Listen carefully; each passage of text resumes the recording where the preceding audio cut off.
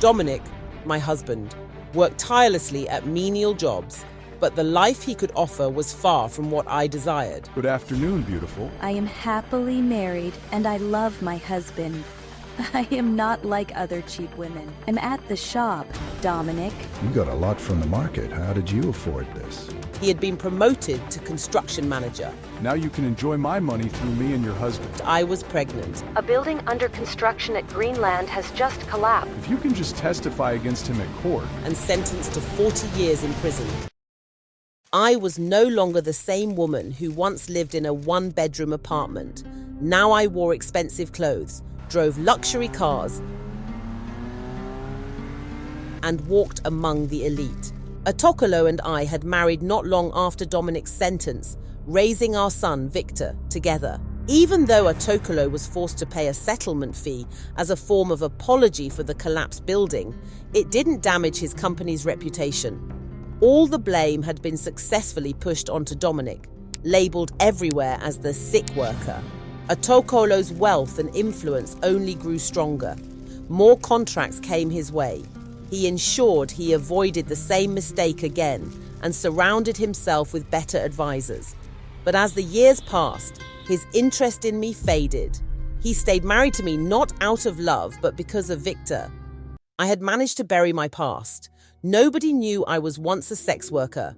I was now a respected woman, admired by the high and mighty in society.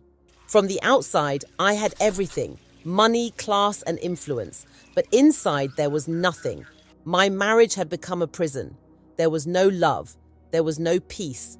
Atokolo was either absent or angry, and when he was angry, he often hit me. I threatened to expose him. You slapped me again, Atokolo. No, I won't take this anymore.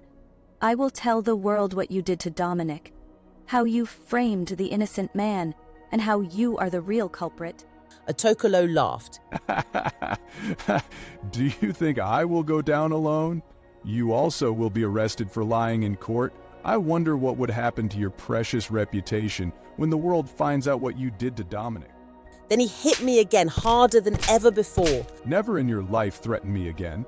The day you do, I'll kill you and dump your body in the river. Fear settled back in my chest like a stone. I was in my 50s now, still pretending, holding on to a lie. I filled the emptiness by being with young men secretly, trying to feel something again, but nothing worked. Victor was our only child. We spoiled him with everything. No rules, no limits, parties, women, drugs. He did it all. Nobody could control him. He lived like a king without responsibility. Then one night, everything changed. Victor had gone out partying with 3 of his friends. It was a wild night. Drinks, drugs, loud music. On their way home, Victor was behind the wheel, speeding. He swerved hard to avoid a pothole, but it was too late. The car slammed into a streetlight and flipped several times before landing upside down. It was a horror scene. 2 of Victor's friends died immediately. One of them, sitting in the front seat without a seatbelt, was thrown out of the car and crushed on impact. Another, in the back seat, was pinned and crushed by the wreckage. The car was totaled. Victor and the last survivor, Kazim, were rushed to the hospital, both in critical condition. The news hit Atokolo and me like a bomb. We panicked and rushed to the hospital in fear and confusion. We were not ready to bury our only son. But then Kazim died. Victor was the only one left alive, but just barely. He had lost so much blood, his organs were shutting down. The doctor said, "Your son has lost so much blood. We have been able to stop the bleeding, but your son needs urgent surgery. But he doesn't have enough blood to go through with the surgery. So he needs blood transfusion from one of you immediately." I offered to donate, but my blood type didn't match. They turned to Atokolo next. Then came the shock, louder than anything the doctors had to say. "Mr. Atokolo, I don't know how to tell you this. Your test results are out, and not only is your blood not a match, your DNA isn't either. We ran extra tests and saw that you have had a low sperm count for years and haven't had the ability to father a child." Even I was confused and in shock. Atokolo was sterile. He had raised another man's son for 27 years. Rage filled him like a fire that couldn't be controlled. Right there in the hospital, he exploded. Everyone could hear the shouting between him and me. The building shook with our argument, and then he left. He returned home, gathered every item that belonged to Victor and me and threw them out. Clothes, pictures, shoes, everything. He threw them outside, right in the open for the world to see. He was done. I was in full panic. Everything was falling apart. My life, my home, my marriage. But most of all, I was about to lose my son. The doctors told me I had just 1 week to find a donor. 1 week or Victor would die. There was only one person left who could help now. I had to find the real father, Dominic. For the first time in 27 years, I stood at the prison gate. The shame nearly crippled me. I hadn't visited, hadn't written, hadn't even asked if he was still alive. But now, after all these years, I needed something from him. I told myself it wasn't for me. It was for Victor, his son. If Dominic donated blood, I would pull strings to get him released. It felt like a fair deal. But then the prison warden delivered the news that shook me. Dominic Oswalma? Oh, I can't forget him. He was such a stand-up guy. He has been released since 4 years ago, though. I froze. I staggered back to my car, dazed. It took me 3 long, frustrating days to track him down. Every lead felt like a dead end. No one knew where he was until I finally got an address. After Dominic's sentencing, his life had crumbled. He appealed, but nobody wanted to hear him. I never visited, only sent my lawyer with divorce papers. His mother, his only family, tried her best, but she couldn't afford good lawyers. The stress, heartbreak, and guilt took her life not long after. Dominic was devastated. He had promised her a better life. Instead, he gave her heartbreak. That pain never left him. With nothing left to live for, he focused on surviving prison. Not just surviving, thriving. He became known for his discipline and kindness. He earned respect among the inmates and became a sort of leader. The warders trusted him with responsibilities. He brought structure and calm to chaos. For 20 years, he carried himself with strength and dignity. Then one day, a visitor came. It was Evelyn. In her early 30s, she was strong and confident. She introduced herself. I am the daughter of Paul. I don't know if you remember him. He was one of your colleagues who died 20 years ago in the collapse.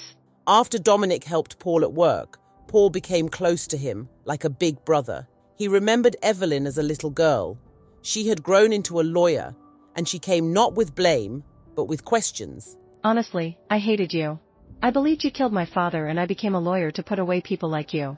But when I went back to this case, many things didn't add up at all. There were many holes. On top of that, I found out that Mr. Otakalo and your ex-wife got married and have a child that is exactly 20 years. So it feels like they set you up. So I want to ask you, can I become your lawyer? Dominic wept, overwhelmed with mixed emotions. The man he helped long ago, his daughter was here to help him. And the wife he believed he let down, actually betrayed him, left to rot. Evelyn promised she wouldn't stop until he was free. It took 3 years. She couldn't touch Otakalo. He was too clean on paper. But she focused on clearing Dominic's name. His reputation in prison helped. Inmates testified for him. Warders vouched. Evelyn fought with everything she had. Dominic, now in his 50s, walked out a free man. During those 3 years, a bond had formed between Evelyn and Dominic. They grew close. The world had changed when he got out, but Evelyn helped him adapt. He stayed with her. She gave him strength. Then another miracle happened. An investment he made over 2 decades ago matured. The wealth it brought was staggering. Dominic was instantly a millionaire. He visited his mother's grave and anger surged within him. He felt a strong desire for revenge against me and Otakalo for the years we had stolen from him. He decided to confront us at a function we were attending. However, as he watched from across the street, seeing us receive a VIP red carpet welcome, he swallowed his rage. We had no idea he was there as we entered. Tears flowed down his face, and his heart ached. At that moment, he chose to live his life in freedom and to enjoy whatever time he had left. He returned to Evelyn. He proposed. They married. Dominic built her a law firm and launched a foundation for the wrongfully accused. He invested wisely, grew wealth, and had 2 beautiful children with Evelyn. Life smiled at him again. Then, one morning, it all came back. All the buried rage, all the betrayal, all the pain. Because standing right there, at his doorstep, was me. Wait, why aren't you subscribed yet? Please subscribe. It's just a button away. Like and share to your friends and enemies so they can all enjoy and learn. Would also love to know who your favorite character and worst character is so far in the comments. He slammed the door in my face without a second's pause.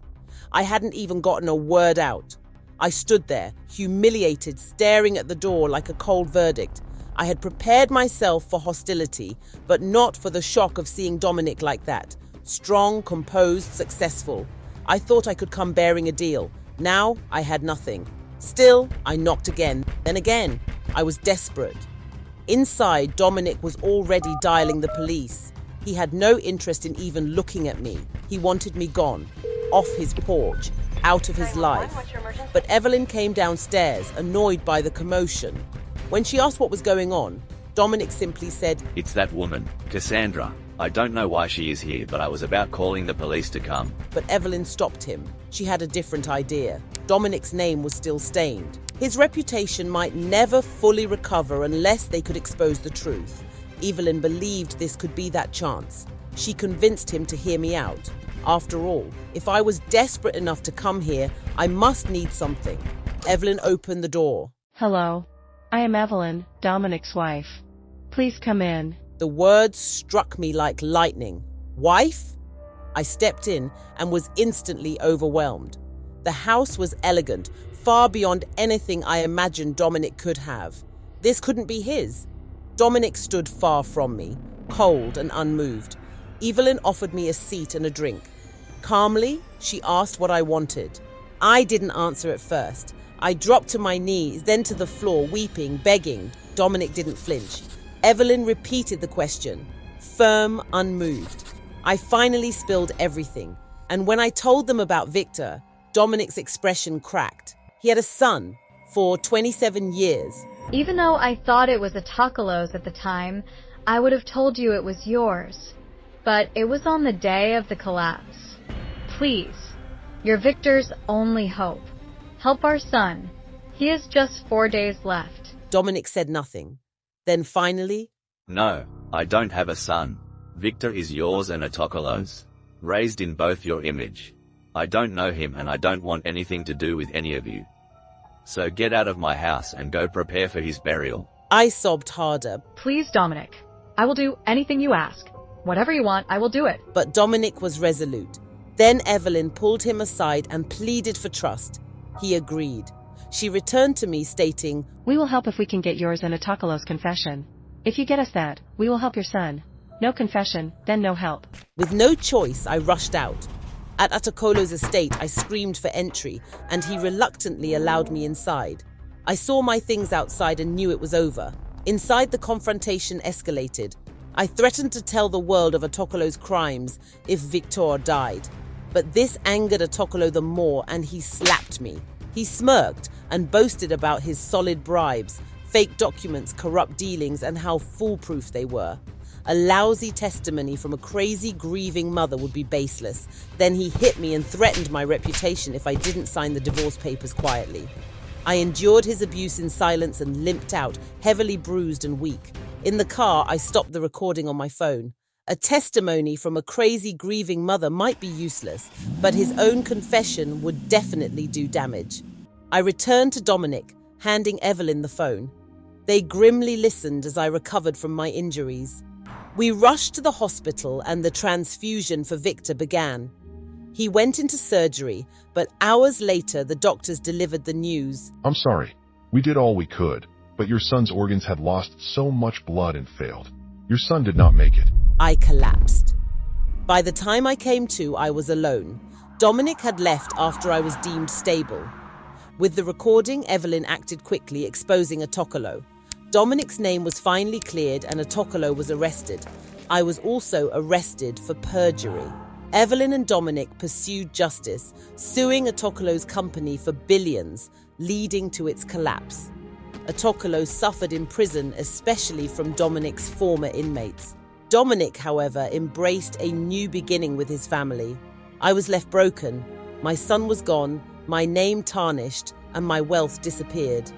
I sat in prison, consumed by regret and haunted by memories, which eventually made me lose my sanity and get transferred to a psych ward.